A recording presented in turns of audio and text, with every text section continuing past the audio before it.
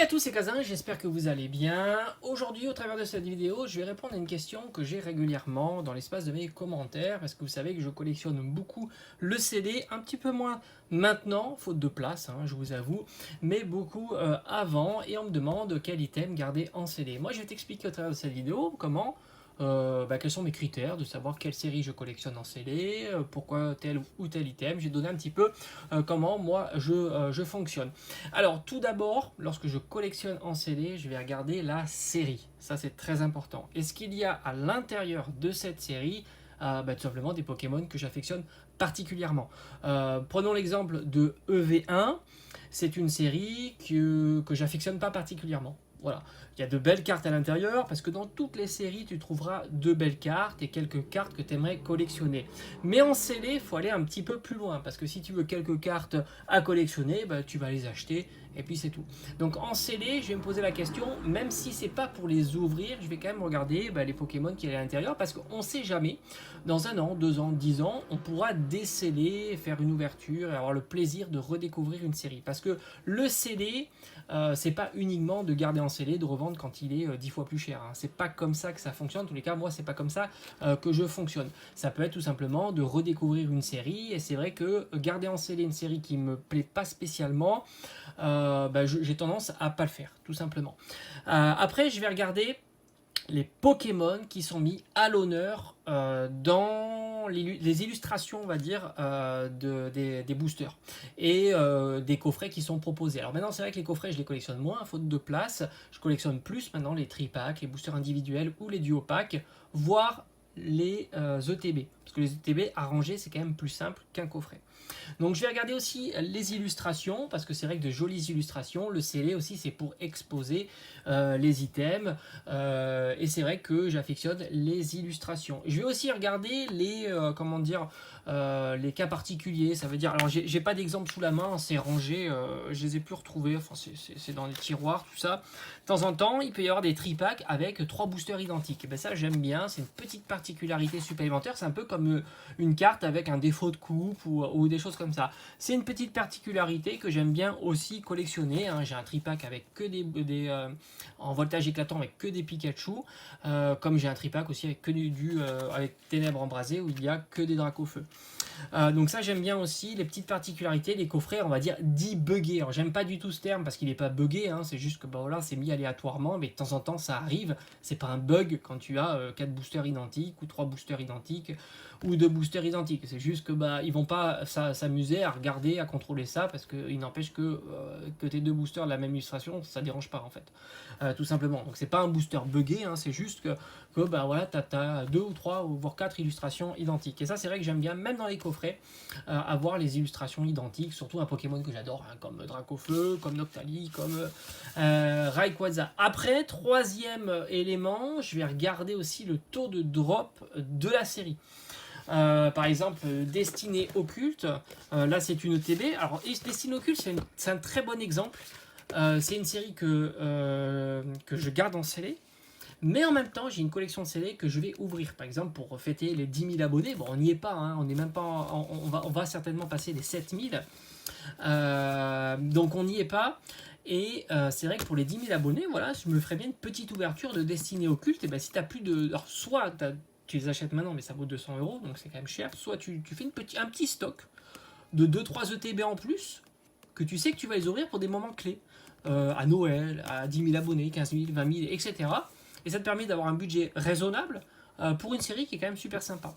Donc là aussi, je vais regarder le taux de drop, me dire voilà, c'est une série super sympa. Alors, Destinée Occulte, j'ai envie de te dire, elle réunit les 3 critères.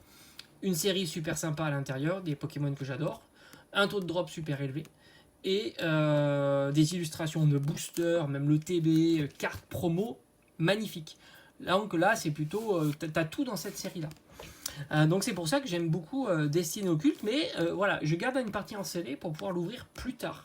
Parce que plus tard, j'ai pas envie de dépenser 200 ou 300 € pour faire une ouverture de Destinée Occulte, et je me dis, j'ai un petit budget alloué comme ça, sur des séries que j'aimerais bien ouvrir par la suite.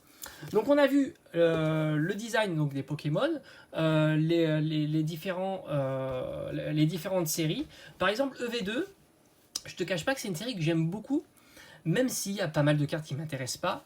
Le taux est plutôt difficile et les illustrations des boosters, c'est pas du tout ma tasse de thé. Bah, du coup, ce que j'ai fait, c'est que je dois avoir un ou deux petits boosters comme ça qui traînent de la série. Alors j'ai un art set complet, ça aussi, voilà, j'ai un petit art set complet. Lui, je commence à l'apprécier de plus en plus. Donc ça aussi, c'est des choses qui arrivent, hein, on ne s'est pas figé. Hein. Là, je trouve que l'illustration est très très réussie. De Bojan. Donc je me dis ouais j'aime bien. Donc là, et puis pourquoi pas de temps en temps aller en boutique, 6 euros, hop, on se fait un petit booster supplémentaire dans la collection en scellé. Faute de place, j'ai pas gardé le TB, moi je peux te la conseiller, le TB c'est un bel item à garder en scellé, qui prend pas trop de place parce que voilà, ça peut s'arranger bien dans un armoire, pas comme les coffrets avec les différentes tailles de coffrets, etc. Donc là aussi, c'est une série EV2, en tous les cas, c'est une série que j'aime bien. Et je pense que petit à petit, comme ça, j'irai m'acheter quelques petits boosters que je garderai en scellé. Alors maintenant, quel format d'items garder en scellé? Alors moi, je mets une priorité. Alors tu peux mettre priorité sur tout un tas de coffrets, hein, comme j'ai dit, c'est l'esthétique. Par exemple, ce coffret-là, c'est pas un coffret que j'ai envie d'ouvrir, parce que je le trouve vraiment magnifique pour plein de raisons. Rayquaza, c'est un Pokémon que j'adore. Les séries Origine Antique, c'est une très très belle série. En plus, on a un booster étincelle et je pense qu'on en a peut-être même un deuxième. Non, je crois qu'on a 4 boosters Origine Antique là-dedans. 3 boosters Origine Antique. Donc, on a 2 boosters XY étincelle. Là aussi, on a du Dracofeu en illustration. Donc, c'est super joli à voir en scellé. Les boosters sont en place, ce qui est plutôt rare dans ces coffrets-là. Souvent, ça se détache, c'est le bordel. Donc là, tu vois, tu peux l'exposer, il est très très joli. Donc ça, c'est vraiment un item que je ne vais pas du tout ouvrir. Ça a peu d'intérêt en plus à ouvrir. J'en ai déjà parlé.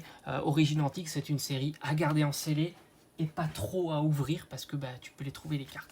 Donc les coffrets c'est plutôt sympa, même si c'est vrai que je préfère maintenant les boosters individuels en scellé, très important en scellé, je préfère largement, et tu verras que par la suite c'est des items qui vont prendre plus de valeur pour plein de raisons. Déjà c'est des items qui sont pas pesables et ça c'est vraiment satisfaisant. Faut pas oublier que il y a certaines séries sont très facilement pesables et c'est ce qui va être un petit peu dérangeant si tu les achètes sur le net, et savoir est-ce que pour les ouvrir, surtout c'est pour les ouvrir, ce qui va être un petit peu dérangeant. Donc comme je t'ai dit, j'affectionne aussi les illustrations. Bon, j'ai des goûts assez larges, hein. J'aime beaucoup les oiseaux légendaires, Dracofeu évidemment, Ectoplasma qui fait partie d'un de mes Pokémon préférés. En plus on était sur les anciennes versions de Blister, donc 100% plastique. J'aime beaucoup ces petits duopacks et tu vas voir qu'ils vont être de plus en plus prisés. D'ailleurs, un petit duopack comme ça vaut une quinzaine, une vingtaine d'euros. Alors que quand ils étaient sortis, il valait 5 euros. Tu pouvais les trouver pour 5 euros. Tu as 2 boosters, dont la série Ténèbres Embrasées, qui va être une série qui sera demandée par la suite, puisque il y a le Dracofeu en Gigamax, ça va être un des objectifs de cette série-là. Et la série, elle drop pas mal quand même, hein. Les full art, elles tombent régulièrement, etc. Donc très très joli. Et c'est vrai que les displays sont des très jolis items aussi de collection. Ça prend pas trop de place non plus, mais c'est un plus gros budget. Donc moi, ce que je fais maintenant, c'est vrai que les displays, je les mets un petit peu de côté. Et ce que je fais, c'est que niveau budget, j'alloue le budget plutôt sur les petits boosters individuels comme ça, parce que c'est super sympa. À ranger, c'est plutôt simple. C'est très joli à regarder. Tiens, je vois qu'il a été coupé ici, je sais pas pourquoi. Il a été coupé. Et ça, c'est vraiment des items très très sympas. Donc voilà, j'ai fait le tour un petit peu de comment moi je collectionne. Maintenant, j'ai donné quelques clés pour savoir un petit peu quels sont, parce que le but aussi de cette vidéo, c'est de répondre à la question quels sont les items intéressants à garder en seller. J'ai envie de te dire intéressant, pas pour moi, parce que moi je t'ai dit hein, ce qui est intéressant pour moi. La série, quels sont les Pokémon qui est à l'intérieur, le taux de drop, les illustrations. Ça, c'est ce qui me fait une série intéressante à garder en scellé. Je suppose que beaucoup pensent à savoir quelle est la série qui sera beaucoup demandée par la suite et donc il va y avoir une inflation de prix. Là, j'ai envie de te dire, c'est pareil. Les Pokémon qui sont à l'intérieur, alors c'est pas mes goûts cette fois-ci, mais c'est les goûts des gens. Tout simplement, si tu as une carte à 1000 euros dans la série, forcément par la suite elle sera demandée. Tu peux regarder aussi le taux de drop, parce que ça aussi c'est satisfaisant. Tu perds pas entre guillemets ton argent à ouvrir des boosters, même s'ils coûtent plus cher qu'à leur sortie. Donc ça c'est prioritairement, on va dire, c'est ce qui va donner quelques pistes, savoir si une série sera populaire, demandée, etc. Et après tu as la surprise, une série qui n'était pas du tout demandée, avec des cartes vraiment pas chères, XY Evolution, c'est ce qui s'est passé. Un Dracofeu Holo, ça valait 10 balles, et encore, hein, 10 balles, c'était difficile. Et c'est comme ça, c'est la magie aussi de la collection. Il y a une série qui devient hype, personne l'a vu venir, donc personne n'a gardé de scellé, sauf les gens qui collectionnent le scellé par le plaisir de collectionner le scellé. Moi j'avais une trentaine de boosters XY Evolution quand ça valait absolument rien, parce que j'aimais beaucoup cette série-là. Et là, c'est la surprise. Donc en fait, il y a des éléments qui nous échappent, évidemment, dans la collection en CD. Et ça sera aussi le plaisir de découvrir des séries comme ça, qu'on ne croyait pas, de venir devant la scène. Et ça, c'est aussi plaisant. Évidemment, ce sont des pistes. Libre à toi de faire un petit peu ce que tu veux, de prendre des éléments et de voir un petit peu. Mais moi, je dis toujours, la collection de CD, c'est avant tout une collection de passion qui est fait pour se faire plaisir avant tout et non pas pour se dire ce booster là qui coûtait 6 euros, je vais le vendre 30 euros.